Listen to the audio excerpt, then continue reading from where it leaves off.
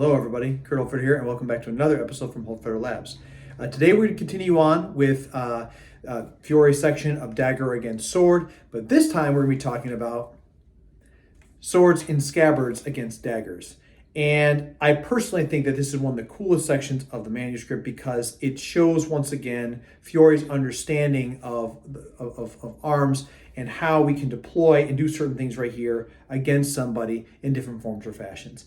A big part about this right here that I really appreciate is that, again, it kind of gives the mentality of like if you're a person that's bearing arms, how you can get something in there that might be utilized. I oftentimes wonder in this case right here, because I've seen art images and what out there, is this also representing a man at arms that may be, I don't know, a bodyguard or something along those lines? Or maybe it's a knight that's on like campaign or something like this. I have no idea what this. Maybe it's a mercenary company's captain that's being assaulted by somebody that doesn't get enough pay. We have no idea on this, and I think that's actually a really cool part about this right here to consider. So with that being the case here, we're going to take a look at how these plays work together here, and let's get into it. Welcome back to more segments here regarding to the sword against the dagger. In this case right here, we're going to be talking about some techniques right here that Fiore shows within his manuscript about a scabbarded sword against someone who's got the dagger on us. A couple of things that come down to this right here that I actually really like about these plays is it once again kind of conveys a day in the life thing where why you might be in a spot that you're carrying a sword in your scabbard. This could be anything. And honestly, as a guy who was in different parts of the world, there's plenty of times where you may you set your rifle down to a spot right here to do some work, or you crossbody sling it right here, or you keep it on your body right here. Again, not an infantry guy, but stuff happened. And being able to deploy arms quickly if the situation was bad enough was always something that we were taught to do within any of our course of shooting. This today is going to be talking about this image, as well as this image, and what I think that they mean to each other here. I'm going to demonstrate a few things right here as far as what the text shows, but I'm going to show a little bit of what I think reality might be like, because it's really horrific and it's wonderful. So the image of this right here shows the guy, he's standing there with his right foot forward, swords on the scabbard portion right here. Do I think, once again, I'm walking around like this? No, I think it's a guy, once again, walking around like this, and someone has, and a situation has come where he's shifted his hand up. So remember, if you're walking around like this, it might be where I'm doing this right here. I am now in a state of alert. Where's my visimento? Am I carrying this right here? Maybe I've got a liege lord I'm with right here. I'm doing this right here because I can't draw my sword, but I can watch anybody that does come in here because I can deploy arms if necessary. Could be something like that. It could be very much so a case of where I'm right here and all of a sudden I start seeing someone approach me. He goes behind his back like this, and I put myself right here. I move into a ready position. Okay? The big part about this is, and again, I'll have people talk about, well, the feet are looking like this and so on and so forth. Remember, combat is kinetic. It is not a picture. It is not an image. It is an ideal of what you're trying to get to and what you're trying to achieve. And you can choose that by pushing someone forward or backward to create scenarios. Regardless, these plays here all talk about being able to do, I think, continuations of fifth master concepts, but now with tools in our hands that make this so horrific. So in this case right here, the image shows, let's resize here. The image shows I'm like this right here. I have the sword on my dagger right here. He's grabbing into my collar, and he's about to bring up the dagger to stab me in the face. Boom. Right? So in this case right here, we can anatomically see already that there's a spot right here that I want to aim. Okay? As he comes in with this, my job in this case is to put the sword into his crook of his body right here. And right now I'm putting into the arm because I'm being nice. The guy who Connor is, I don't like that guy. But the guy who Connor is, I like that guy. In other words, who he's representing here as far as his play is somebody who I'm representing this play doesn't give a damn about. And that's a big part to remember in your head. So am I aiming for the crook of his arm? I don't believe so. I believe I'm aiming here to strike and disrupt and possibly blow out his bicep. I want to hit this with as much force as possible. And scabbards are not this thick, and they're not made out of plastic, and sometimes they break, and they're very, very easy. It's very easy to do so. But still, coming across here and smacking this in here as hard as possible, anywhere from his lower delt to his bicep head down to where it connects by the elbow, is where I'm trying to target and aim. Why? Because this is the space. I'm not trying to aim for one spot. I'm just trying to shove space right here. It's no different than within fifth master. Within fifth master, we come right here and he shoots across into this. I'm sorry, when he shoots across into this position right here. I'm trying to shut down his all across his body here. I'm not trying to say, let me grab his hand right here. I'm shutting across as fast as I can so I can go to other places. Similar mentality of this. So he comes in with this right here, he grabs, and on this right here, he starts stepping in with the dagger. As he does, I'm going to step into this right here. I'm going to give way. In giving way, if he tries to bring up the dagger to attack anything else here with this, I can maintain this control. So if he tries to resist, I have the spot right here. I've got leverage on this spot. It helps me out with this. From right here, I can draw and push this out. So I'm utilizing, again, the lessons of Posta Longa, Dente di Chingaro in conjunction right here, because I've not made the full cover of this thing just yet. This is where the second image, as you can see right here, he comes in with this right here. Here's the first image. Second image, I'm here from this spot. As he tries to step in on me, I'm going to step back. This is where the drawing mechanism right here is. I keep my hand here. I'm going to have my right side of my body pull back. And I just want this as long as possible. If I was like this and I'm trying to step backwards, my body doesn't let me go out. So by coming here, I have the open space to create that draw, which allows me to put this blade right into him. So being right here, he comes at me, he grabs, he comes across with this here, boom. He's stepping in at me, and this right here, I step back. And I can stick him, I can stick him, I can stick him, right? Or I can break him, right? I can use these things right here. The sword is out, I stab in the groin, I have spots right here, I have spots right here. My reality is probably stick him here as much as possible, drive this into him so I can get him off right here, and then just finish off what I need to do, okay? That right there is a big part about this that I think is very important. Now, I'm going to give something right here that we run within our own classes, because if Fiori's already taught us where to attack the body, this is another part right here, and this is very, very, very jarring. I'm not going to go the full extent of this right here. Again, my idea right here is I want to disrupt him, okay? I want to disrupt his mind, his focus away from what I'm going to do, and I want him to sit there and be like, "Whoa, what's happening to this?" Remember the dagger stuff. I come up here, I hit you in the eyes with my fingers. You might retract out this way here, which gives me access to things. There's a way of doing it with here where I don't have to take anything off, and that's why we have a mask here today. So in this case right here, he grabs into me, he's got the collar, he starts presenting this. My first shot, so here's the deal. What is the first thing right here? Anyone who's ever doing any combat shooting, they don't teach you to aim like off target. They always tell you center mass. My center mass, you ready? Is right here. So in this case, I'm going to go boom, hit him, and I'm going to come off line into that. Why? I want this jarring for him.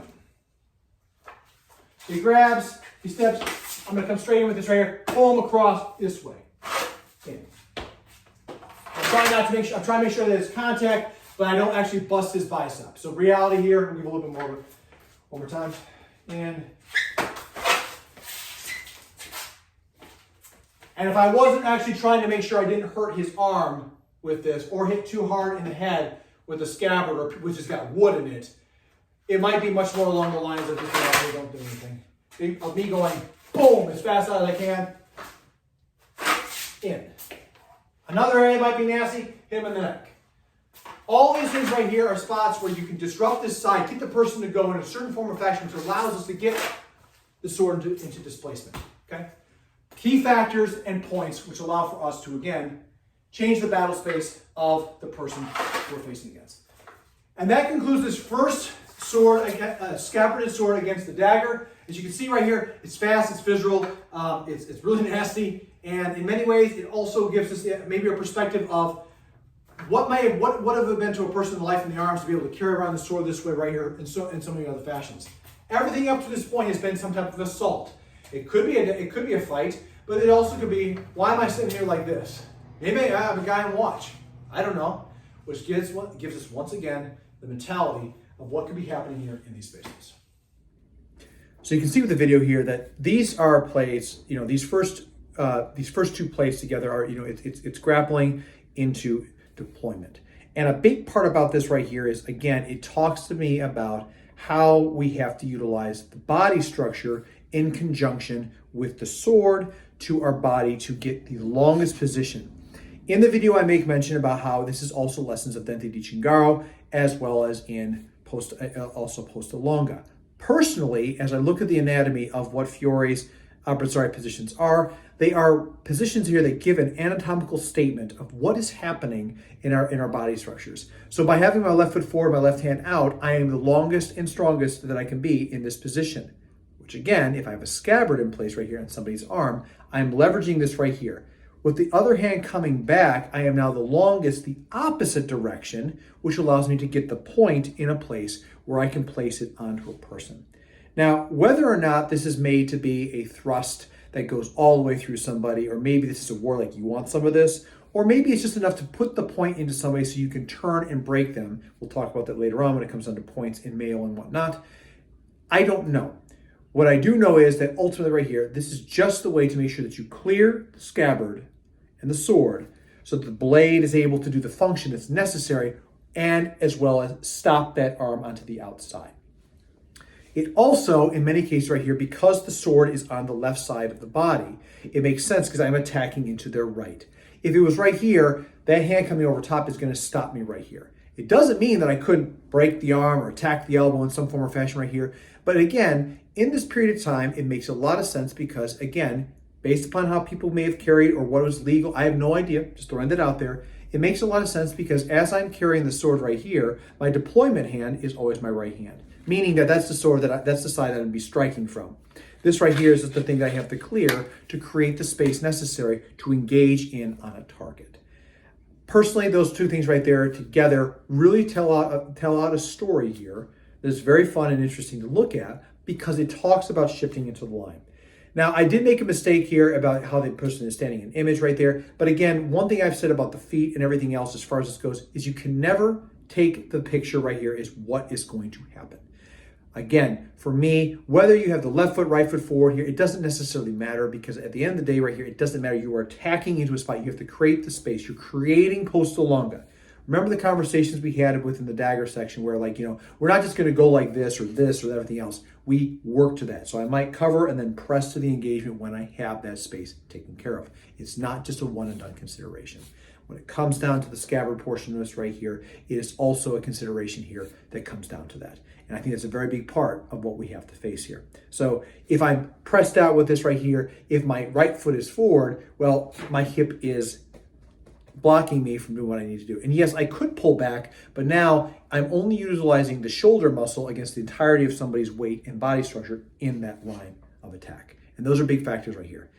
When I was looking at this right here, and I paid a lot of attention to what is called in Japanese traditions, sayabiki, which is, I understand means, and please correct me if I'm wrong, it's basically the drawing of the sword from the saya, right? So saya meaning scabbard. The way the mechanism works is the left hand activates and the right hand squeezes to deploy the sword with different types of cuts or strikes that go off of this or covers. With this right here, the Western sword, because of how it is deployed and carried in this situation, it's a very similar concept here because by coming here, if I push my left hand forward and my right hand back and just keeping my here as if I'm not pulling with the right, I'm having them deploy together, I get myself in a position that's long and strong against to stop somebody, and I have that point right here charged so that I can move in and strike against an opponent. I pay a lot of attention to this right here because, again, there's a lot of stuff within the Japanese martial arts that show these type of traditions right here, and it makes sense anatomically and biomechanically because they're working with a system and a sword as well as an outfit that has to be deployed in a certain form or fashion. The more I get into this type of work here, I know for some of these videos I've been like, sweats and a t-shirt and all like this right here, but I'm starting to get more into use wearing my Justman jacket right here, wearing scabbards, wearing belts, because those right here give a little bit of what that world may or may not have been like, and these are things right here that need to be contextualized with. This is not a modern day self-defense course, and if you're trying to defend yourself with a sword in the modern era, there's better ways to protect yourself. Just my 2 cents with that. But again, ultimately, it doesn't necessarily matter. The part about this that's important to understand is that by working in conjunction with your body, the sword, and the clothing of the time, this creates the need in which the technique is made for. And that's what I have here as far as this first portion of this. So with that being the case here, dear viewers, that's going to wrap up this video. Again, I'm curious about you out there. If you saw this before, have you practiced this? Do you train this right here? Have you ever seen, smashing somebody in the face with the scabbard here and then working to the person's arm? Has that ever been a topic of discussion for people out there? Again, for me, this just makes a lot of sense because most of what Fiore does in manuscript, to me, is max damage in minimal amount of time to optimize your ability to destroy their Visimento and take their Senio off the table completely and optimize yours. And that's what I think is happening right here. So let me know what you think about that out there. Again, please, if you're new, hit that bell, like, subscribe, leave a comment. Let me know what your thoughts are. Would love to grow this channel here, and that's not possible without you. For my viewers and subscribers, thank you so much for tuning in. As always, I appreciate any comment and thoughts that you put out there. Please, as always, share this with a friend out there. Want to grow this channel, and that's not possible without any of you. So please continue to do so. I appreciate you. With that being the case, everybody, that's going to wrap up this video. I'll see you all next time with this right here. And again, until I do so, please stay safe out there, train well, and fight on. I'll see you all soon.